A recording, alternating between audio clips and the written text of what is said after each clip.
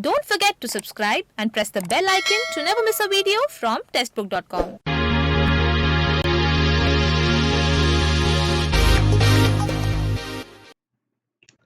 नमस्कार, स्वागत है आपका टेस्टबुक बैंकिंग में। एसबीआई क्लर्क प्रीलिम्स का रिजल्ट डिक्लेयर कर दिया गया है। जी हां, 20 अक्टूबर 2020 को एसबीआई ने क्लर्क प्रीलिम्स का रिजल्ट डिक्लेयर कर दिया है। मेंस एग्जाम की डेट भी रिलीज कर दी गई है और मेंस एग्जाम के एडमिट कार्ड भी रिलीज कर दिए गए हैं। तो एसबीआई क्लर्क का जो मेंस का एग्जाम है वो 31 अक्टूबर 2020 को कंडक्ट होगा। 31 अक्टूबर 2020 को एसबीआई क्लर्क मेंस का एग्जाम होगा और उसके एडमिट कार्ड भी रिलीज कर दिए गए हैं। तो अब जब एसबीआई क्लर्क प्रीलिम्स का रिजल्ट डिक्लेयर हो चुका है, मेंस एग्जाम की डेट आ चुकी है, मेंस एग्जाम का एडमिट कार्ड आ चुका है और आज हम आपको इस वीडियो में बताने वाले हैं एसबीआई क्लर्क मेन एग्जामिनेशन का एग्जाम पैटर्न और सिलेबस। तो आइए बिना किसी देरी के शुरू करते हैं और जानते हैं कि क्या है एसबीआई क्लर्क मेन एग्जामिनेशन का एग्जाम पैटर्न और सिलेबस। सबसे पहले हम बात करेंगे एग्जाम पैटर्न की। तो अगर हम बात करें एग्जाम पैटर्न की तो एग्जाम पैटर्न में आपके 4 सब्जेक्ट आते हैं। पहला आता है जनरल फाइनेंशियल अवेयरनेस, दूसरा आता है जनरल इंग्लिश, तीसरा आता है क्वांटिटेटिव एप्टीट्यूड, चौथा आता है reasoning ability and computer aptitude. तो ये 4 सेक्शन आपके आते हैं। इसमें देखिए आपके जनरल एंड फाइनेंशियल अवेयरनेस के आपके 50 क्वेश्चंस आते हैं 50 नंबर के और 35 मिनट का आपको टाइम मिलता है। जनरल इंग्लिश के आपके 40 क्वेश्चंस आते हैं 40 मार्क्स के और आपको 35 मिनट्स का टाइम मिलता है। क्वांटिटेटिव एप्टीट्यूड के 50 क्वेश्चंस आते हैं 50 मार्क्स के और आपको 45 मिनट्स का यहाँ पर टाइम मिलता है। और reasoning ability and computer aptitude के 50 क्वेश्चंस आते हैं 60 मार्क्स के और आपको 60 मार्क्स के क्वेश्चंस आते हैं और 45 मिनट का टाइम मिलता है। इस तरह से टोटल 190 क्वेश्चंस आते हैं 200 नंबर के और टोटल आपको 2 घंटे 40 मिनट का टाइम मिलता है।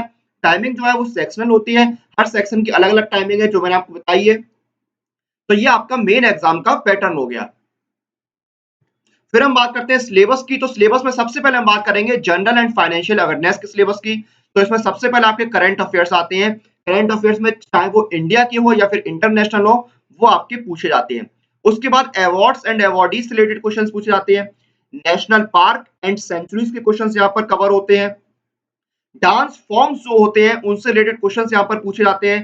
कंट्री एंड करेंसी, देखिए जो देश होते हैं और जो उनकी मुद्रा होती है, जो उनकी करेंसी होती है, उसके क्वेश्चंस पूछे जाते हैं। केंद्र और राज्य सरकारों से रिलेटेड क्वेश्चंस पूछे जाते हैं, सेंट्रल एंड स्टेट गवर्नमेंट। और जो गवर्नमेंट की स्कीम्स होती हैं अलग-अलग, उससे रिलेटेड क्वेश्चंस पूछे जाते हैं। फिस्कल एंड मॉनेटरी पॉलिसी से रिलेटेड क्वेश्चंस पूछे जाते हैं और जो फाइनेंशियल जो आर्थिक पॉलिसीज होती हैं उसके क्वेश्चंस आपसे पूछे जाते हैं। Banking and finance related terms आते हैं, एब्रीविएशंस आता है, इंपॉर्टेंट डेज एंड इवेंट्स, जो भी इंपॉर्टेंट डेज होते हैं, जो इवेंट्स होते हैं वो आपके पूछे जाते हैं और इंडियन कॉन्स्टिट्यूशन से रिलेटेड क्वेश्चंस भी आपके पूछे जाते हैं। तो ये आपके इंपॉर्टेंट पॉइंट्स हैं जनरल और फाइनेंशियल अवेयरनेस के सिलेबस के। फिर हम बात करते हैं जनरल इंग्लिश। तो जनरल इंग्लिश में सबसे पहले आपका रीडिंग कॉम्प्रिहेंशन आता है, उसके बाद क्लोज टेस्ट होता है, फिर फिल इन द ब्लैंक्स से क्वेश्चन पूछे जाते हैं, एरर डिटेक्शन के क्वेश्चंस पूछे जाते हैं, सेंटेंस रीअरेंजमेंट के क्वेश्चंस पूछे जाते हैं, पैरा जंबल के क्वेश्चन यहाँ पर आते हैं आपके, एंटोनिम्स एंड सिनोनिम्स पूछे जाते हैं, मैच द फॉलोइंग से रिलेटेड क्वेश्चंस आते हैं, सेंटेंस कनेक्टर और ओड वन आउट के क्वेश्चंस भी आपके आते हैं। तो ये आपके जनरल इंग्लिश का सिलेबस हो गया। फिर हम बात करते हैं क्वांटिटेटिव एप्टीट्यूड की। तो इसमें सबसे पहले आपका डीआई यानी डाटा इंटरप्रिटेशन, उसके बाद प्रॉफिट एंड लॉस आपका आता है, सिंपल इंटरेस्ट और कंपाउंड इंटरेस्ट के क्वेश्चंस आपसे आते हैं यहाँ पर, परसेंटेज से रिलेटेड क्वेश्चंस पूछे जाते हैं, speed time and distance related questions आते हैं, टाइम एंड वर्क यहाँ पर कवर होता है, नंबर सीरीज आती है आपकी, अप्रोक्सीमेशन के क्वेश्चंस आते हैं, क्वाड्रेटिक इक्वेशंस पूछी जाती हैं, पार्टनरशिप के क्वेश्चंस आते हैं, मिक्सचर एंड एलिगेशन से रिलेटेड क्वेश्चंस आते हैं, रेशियो एंड प्रोपोर्शन के क्वेश्चंस आते हैं, एवरेज के क्वेश्चंस आते हैं, पाइप एंड सिट्रन से रिलेटेड क्वेश्चंस आते हैं, up stream and down stream के क्वेश्चंस भी आपके पूछे जाते हैं। तो ये आपका हो गया क्वांट सेक्शन का सिलेबस। अगला है reasoning ability and computer aptitude. इसमें आपका कोडिंग डिकोडिंग हो गया, सिटिंग अरेंजमेंट आता है, पजल पूछे जाते हैं, स्टेटमेंट एंड एजम्पशंस के क्वेश्चंस आते हैं, रैंकिंग के क्वेश्चंस आते हैं, ब्लड रिलेशन पूछा जाता है, डायरेक्शन टेस्ट आता है, इनइक्वालिटीज के क्वेश्चंस पूछे जाते हैं, अल्फा न्यूमेरिक सीरीज और सीरीज जो होती है उनके क्वेश्चंस आते हैं, सिलोगिज्म में आपको देखने को मिलेगा, लॉजिकल रीजनिंग आता है, मशीन इनपुट एंड आउटपुट के क्वेश्चंस आते हैं, उसके बाद इंटरनेट आपका आता है, बेसिक ऑफ कंप्यूटर आता है, क्योंकि रीजनिंग एबिलिटी के साथ साथ इसमें कंप्यूटर भी होता है। तो जो कंप्यूटर के बेसिक्स हो गए, जो इंटरनेट है, एमएस ऑफिस है, एमएस वर्ड है, जो कंप्यूटर के हार्डवेयर एंड सॉफ्टवेयर होते हैं, जो कंप्यूटर के टर्म्स होते हैं, उनसे रिलेटेड क्वेश्चंस आपके पूछे जाते हैं। यानी जो बेसिक कंप्यूटर है, वो आपका यहाँ पर पूछा जाता है। तो ये था एसबीआई क्लर्क का मेन एग्जामिनेशन का एग्जाम पैटर्न और सिलेबस, जो कि हमने इस वीडियो में डिस्कस किया है।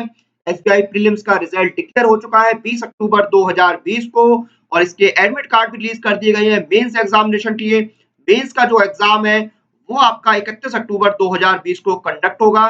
तो कैंडिडेट्स जिन्होंने एग्जाम क्वालिफाई किया है प्रीलिम्स का, वो अपने मेंस की तैयारी को और बूस्ट कर रहे होंगे, और आप लोग अपनी तैयारी को और बेहतर करते रहिए। 31 अक्टूबर 2020 को आपका मेंस का एग्जाम होगा एसबीआई क्लर्क का। और इसी के साथ इस वीडियो को हम यहाँ पर समाप्त करते हैं। आप लोग अपनी एग्जाम प्रिपरेशन और एग्जाम रिलेटेड अपडेट के लिए टेक्स्ट बुक बैंकिंग के साथ बने रहिए। Press the bell icon for all the latest update regarding your exam.